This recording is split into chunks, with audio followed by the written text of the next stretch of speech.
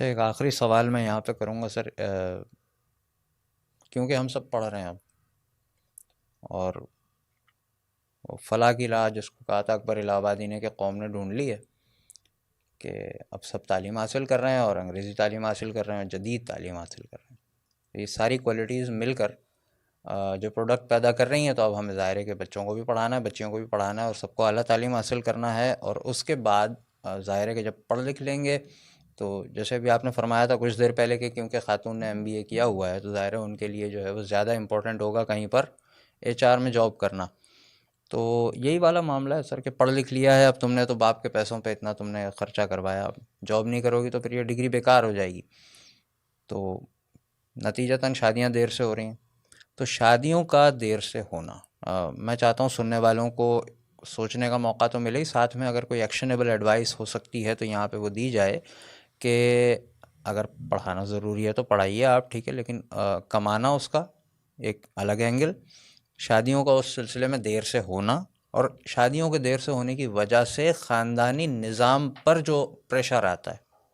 وہ پھر ایک بات وہیں پہ آ جاتی ہے گھوم کے کہ خاندانی نظام تباہ ہو رہا ہے. تو اس چیز کو ہم کیسے مینج کریں؟ اصل میں بہت یہ فیصلہ ہر ایک کو کرنا ہے، بہت سادہ سی بات ہے. معاشی مفاد کی خاطر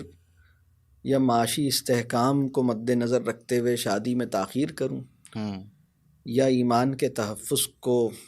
کی پرواہ کرتے ہوئے شادی میں جلدی کروں. یعنی میرے بچے کا معاشی استحکام میرے بچے کے ایمان کے نقصان سے زیادہ عزیز ہے. مطلب مجھے میرے بچے کے ایمان کو جو امتحان درپیش ہے اس کی مجھے وہ فکر نہ ہو، اور اس کے معاشی استحکام کی مجھے فکر ہو، تو یہ بڑی عجیب بات ہے. میں تو یہ سمجھتا ہوں کہ بچیوں کی اور بچوں کی شادیاں کرنی چاہیے، اور جس طرح آپ اپنے بیٹے کے خرچے اٹھا رہے ہیں اگر آپ اپنی بہو کا بھی اٹھا لیں تو اس میں کوئی حرج نہیں ہے میرے نزدیک. یا کوئی آدمی اپنے داماد کا بھی اٹھا لے تو کوئی حرج نہیں ہے. یعنی میں اس بات پہ سمجھتا ہوں، اور میرے خیال میں جو سن بلوغت ہے بس اس کے بعد جب بھی موقع ملے، مطلب انسان کو مطلب جتنی جلدی ہو اتنا بہتر ہے. میں تو یہی سمجھتا ہوں. یعنی پوٹنگ ایوری ڈیبیٹ اسائڈ کہ کیا صحیح ہے کیا غلط ہے، یا ہر بحث کو ہمارے یہاں ایک مرد اور عورت کے پیراڈائم میں لے جانا بھی ایسا لگتا ہے واجب ہو چکا ہے کہ جب تک آپ اس طرح بات نہیں کریں گے بات ہی نہیں کر رہے آپ، یا تو آپ کو کوئی میسوجنسٹ ہونا چاہیے یا آپ کو فیمنسٹ ہونا چاہیے. تو ان ساری چیزوں کو ایک طرف رکھتے ہوئے جو آپ نے فارمولہ دیا ہے کہ ایمان کی حفاظت کی فکر اور ایک معاشی استحکام کی فکر، تو ان دونوں کا تعین اگر بندہ کر لے تو یہ ہر ایک کا انڈیویجول فیصلہ صرف ہے، ایک اور گھر کا بڑا ہی کرتا ہے فیصلہ. ابھی تک تو ہمارے معاشرے میں کم از کم یہ چیز رائج ہے،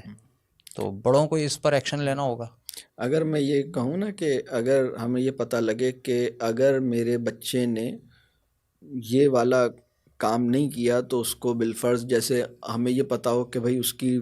کی ٹانگ کٹ جائے گی یا ٹوٹ جائے گی، تو ہمیں یہ فیصلہ کریں گے تو ٹانگ محفوظ ہوگی. یہ فیصلہ کریں گے تو فرض کیجئے، کوئی ایک مثال دے رہا ہوں کہ بھائی اس کی جسمانی صحت کی ایک فکر ہوتی ہے کہ بھائی اگر یہ نہیں کرے گا تو یہ نہ ہو جائے.